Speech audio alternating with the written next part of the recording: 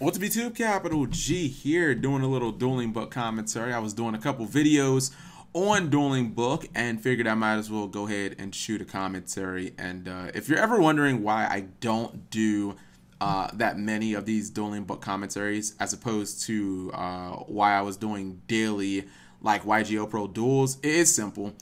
This is my third duel and this is the beginning of the duel, which is excellent. This is the whole reason that I was recording this, because I was about to just get off. It's one of the reasons is like this is my third time trying to get a duel, a 2 out of 3 duel, and the last 2 times, you know, a player quit after like 1 turn. I'm like, this is so fucking frustrating when I spend 8 minutes recording and talking about stuff and then somebody just randomly quits. Now this looks like this is going to be a 2 out of 3 match. Mr. Sexy Spink. Those are the competitors. Not going to say their names multiple times. I feel like that's just pointless because in the grand scheme of things, this is still the early days of, you know, the format. And on Dueling Book, I really hate the early days because everybody's rating is super low and it's hard to know who's good, who's not good. So he opened up with Charger Light Brigade, I think, right? Yeah, Charger Light Brigade. And now he has Void Vanishment. Looks like he searched a copy of Void Feast, which can special summon from the deck. Up to 3 monsters, I believe, or usually that's what people get. He's probably going to set that Void Feast and then blow up the Void Vanishment. Looks like a pretty strong opening. He says top deck Ash. Oh, that'd be pretty sick. He's going to use that Void Feast. He's going to send it to the graveyard. And what is he going to get? Also, one of the reasons why I say this all the time, I just don't do this many or that many Dueling Book commentaries is they don't get tons of views. Like, they get really bad views, and also it's just not like economical. Not when I can watch a whole duel on YGO Pro. But I'm pretty much done with YGO Pro until they actually update the ratings, and I'll of course make a video talking about YGO Pro, yeah, Yu-Gi-Oh! Pro 2, because I do have that on my computer. Gotta get some duels on that as well. I've got a bunch of replays I actually gotta watch. But anyways, let's focus on this. So Decatron is going to become Onoku, and the other one probably is Devati. Yep, okay, so he's got a Devati and an Onoku, couple of negates. This is going to be a really annoying field to deal with. Can you imagine if there was a Fire Honest? This field would be so much sicker if there was like a Fire Honest. I wonder if maybe you got that Winged Dragon of Ra. Oh, Foolish Burial Goods. Okay, I would negate that. I'm not just going to, because I feel like there's so much stuff that can be sent to the graveyard that can activate immediately. Pot of Desires. Uh-oh, rip. I guess you got Jebaited. Maybe you wouldn't have, maybe you shouldn't have negated that. Okay, I lied. You shouldn't have negated that. Alright, Pot of Desires, aka Mr. Neg9, Kappa. That's going to refill his hand up, so he still has 6 cards. At the cost of a quarter of his deck. 22 cards left to 27. And this is a, hold on, 27 cards plus 12, so that 39 plus 2. So this is like a 40, it's like a 43 card Infernoid or Infernoid, something like that. It's definitely not like 40 cards. I may have counted wrong, but I know it's over 40. Definitely not 60 either. So he's gonna activate Foolish Burial Goods. You know, I really don't like Foolish Burial Goods. After, oh, it's Cubics. This guy's still rocking with Cubics, by the way, too. He sends Cubic Karma to the grave, and he's going to banish it immediately. Maybe that's what Cubics needed to be good. All Cubics needed was what's it called? Pot of Desires. Pot of Desires make every deck good. I don't really like Foolish Burial Goods or Foolish Burial after Pot of Desires, because the card that you might have had in mind, you may have banished, but I know every Cubic build ever runs 3 copies of Cubic Karma.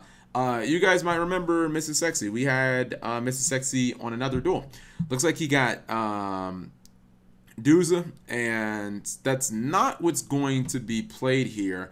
I'm pretty sure that's a V-Jam he just set, because V-Jam cannot be destroyed in battle. So unless he has a Harmonique in his hand that could just pop it, he's not going to be able to kill this monster. It's just going to sit there in defense mode, just kind of stalling. Or unless he has some extra deck monster. Looks like he's going to Tribute. He's going to banish Foolish Burial Goods. You probably should have done that to the Cubic Karma, but whatever. He's going to activate Void Imagination. I was totally going to call that Void Vanishment, but that was, what's it called? Oh, he does have the Harmonique. That's Void Vanishment. I get those cards mixed up all the time. So he has the Harmonique. I'm betting $5 says that's Vijam. Oh, no! I owe you guys $5. Holy Jesus, Cap got Jebaited. That is not Vijam. That's a Ghost Ogre and Snow Rabbit. What? Okay, that tells you something about your opponent's hand when they have 6 cards in hand and they set a monster and it's fucking Ghost Ogre and Snow Rabbit. You're like, wait, what? How bad is your hand? Do you have like 4 left arms of Exodia in your hand or some shit like that? Looks like he's gonna take a card out of his extra deck. Cubics don't need their extra deck at all, so you can just banish some random shit. It's gonna banish Ragnar Zero, a card I've never seen made in Cubics, and I don't know, man. With Tinky out of the format, I feel like Ragnar Zero is not a card I would main deck anymore. I felt like with Tinky in the format, it was actually pretty good. Oh, he's gonna summon that Dark Cubic Lord. Where did that come from? All right, so he shows him Duza, Cubic Aura, or no, I think it's Cubic Wave in the TCG. Looks like he's gonna activate Cubic Wave, and then he also shows him the Endoria Doom. Not 100% sure what this one does. Let's see. You send 3 Cubic monsters to the graveyard. This card gains 2,400 attack. Inflict 800 damage to your opponent. Okay. I think that's one of the bad Cubic monsters that you just run one of. Basically just to like just to have Cubic names, because you have to have 3 different Cubic monsters. He's activating Cubic Wave. Yeah, his attack gets doubled and then your dude's attack gets cut in half, if I'm not mistaken. A lot, man. Honestly, you might just want to like tribute your dudes. Target 1 Cubic monster you control and 1 face-up monster your opponent controls. The attack of the monster you control becomes double the attack, and if it does, the attack of the opponent's monster becomes half. Usually, this plus this is an OTK, because those 2 things combined are very bad for your opponent. You get a 6,000 attacker, they get a 1,200 attacker. Yeah, that's a way to OTK somebody, because this dude does 3,000 damage in the end phase to both players, but it doesn't matter because usually you get your opponent, see right here, during the end phase, each player takes 3,000. Usually you get your opponent so low that only the 3,000 to them actually matters. So yeah, usually, okay, there you go. Cubics 2 OP. Cubics actually confirm best deck of the format so far, guys. Holy moly, how did I not put them on my top 10 list? Well, you know what? It's fine. I'm going to put them on the top 10 budget list. Cubics actually confirmed #1 budget deck of the format. Man, I don't know. I might have to ask this guy, this guy. He said that he was a guy at the beginning of the duel. I don't know if you guys caught that or not. Let's see. Might have to ask Mrs. Sexy if we can get that sexy Black Rose deck list. Both players have Black Rose Dragon. Says, I'm a dude. And he says, I bet you aren't even sexy. Okay, a little trash talk at the beginning. So they're both siding.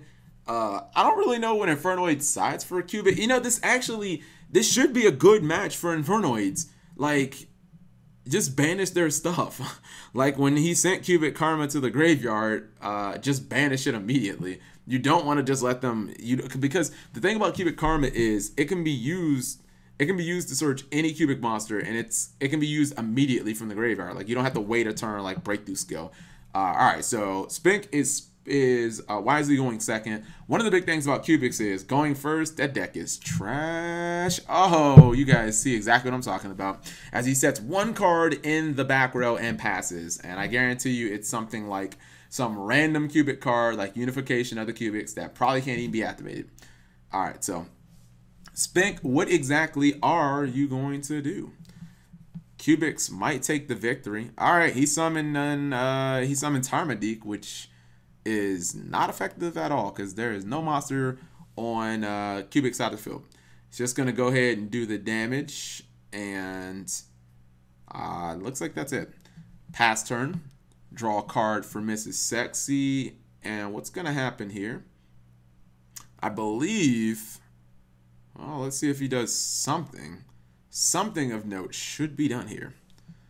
Guess he's just thinking. It's interesting because in that last duel, I thought his hand was just completely dead. When you set a Ghost Ogre, like, what are you trying to tell your opponent? Like, you're not telling them, like, hey, I'm in a position of, like, strength. You're not telling, you know what I mean? Like you're telling him like, man, I ain't got nothing. Maybe he must have just been like Jebaiting the dude. That's like the only thing I can think of. All right, he's going into main phase 1. He's thought about his plays. He's ready to act. Oh no, he just passed turn. What the heck? All right, well he summons Petrulia, which is way more useful, and that's gonna blow up Magical Spring. What? Okay. All right, this duel's getting a little wonky right now. Not sure why Magical Spring is sided versus Infernoids, but for some reason it was. So he says it can attack when it pops. Oh yeah, Petrulia. If it popped Magical Spring, it cannot attack that turn. Same thing with Harmadique. You cannot attack monster, or you cannot pop and then attack during the same turn. You get one or the other. He's gonna set another card, and it's not looking good for Cubix here, especially if you're setting against Harmadique, because Harmadique can just blow it. Like he can lose his entire field. Although technically, see the thing about Cubix is interesting. He can just like what's it called, right? Like right now, he doesn't have to. He can just kind of stall. Like Cubix, you clearly saw last duel. Like Cubix is a very explosive deck. So let's see what he's gonna do. Card Charge of the Light Brigade, which is at 3. Everybody's super excited about that. I'm just like, I mean, I guess it's like I don't know. Is there that big of a difference between 2 and 3 charge? Feel like it doesn't make Lightsworn like high tier or anything, but it's whatever. I think it's bigger in it's actually bigger in Infernoids than it is in like Lightsworn, maybe, because Infernoids, I mean, they don't have grass. They have 1 grass and 1 reasoning. I don't even know if they play grass anymore. All right, he gets a Fairy Tale Snow in the grave. Actually, that's really big. He has 1, 2, 3, 4. What's this? 5 cards in the grave. You know what? That Fairy Tale Snow randomly getting in the grave, I believe, off of Raiden, that might be big enough to change the duel. I mean, I'm saying big enough in the sense like he might just kill him here. All right, he's going to Synchro Summon, I assume. Could we see an Archfiend? No, Scarlet. Okay, I can't count. So it was 4+4. I thought, for some reason, I was thinking that he was using Harmadique. Uses Scarlet, Red Dragon, Archfiend, and that's going to be a scoop. He was going to obviously summon Fairy Tale Snow as well. So he says, no mas. I don't want any more of this. And we're going to game 3. So yeah, unfortunately, Cubix is like Chainburn sometimes. It is often victim to itself. Yeah, sometimes Chainburn just, you know, breaks and you just lose.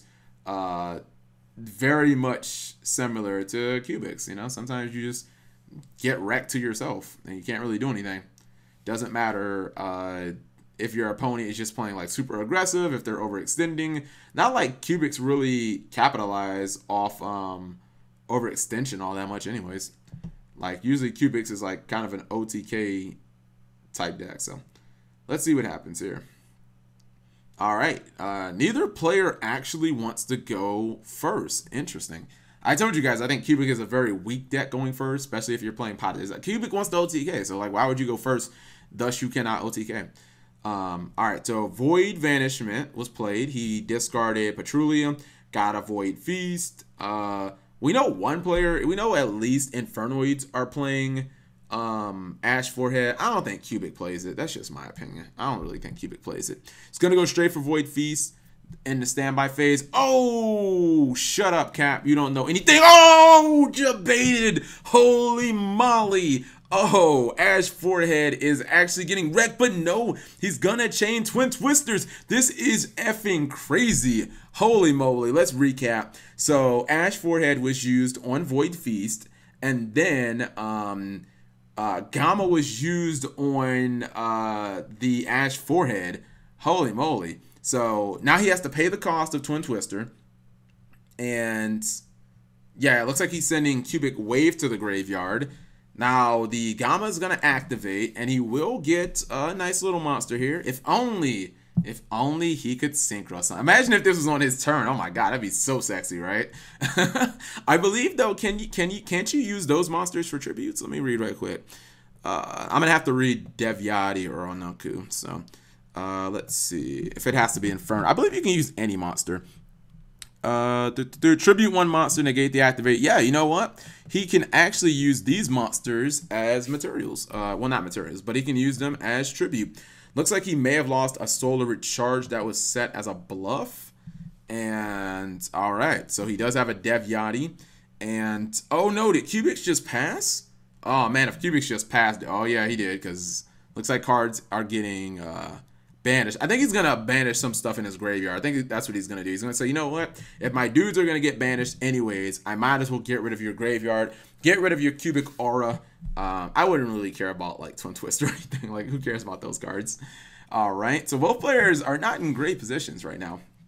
But you obviously have to stop the Void Feast. I just think that that Cyframe Gamma was so sexy. Oh my goodness. That one just came out of nowhere. What is Spink going to do? Looks like he is looking to summon Untundle, maybe? Oh, no, he's going 3 deep. Okay, so he's summoning Dp-Ygo or Onoku. All right, so he's going to summon Onoku. That's 400 damage. And Cubics have their back to the wall. Looks like he's going to go ahead and banish card from the extra deck. We saw how ineffective that was.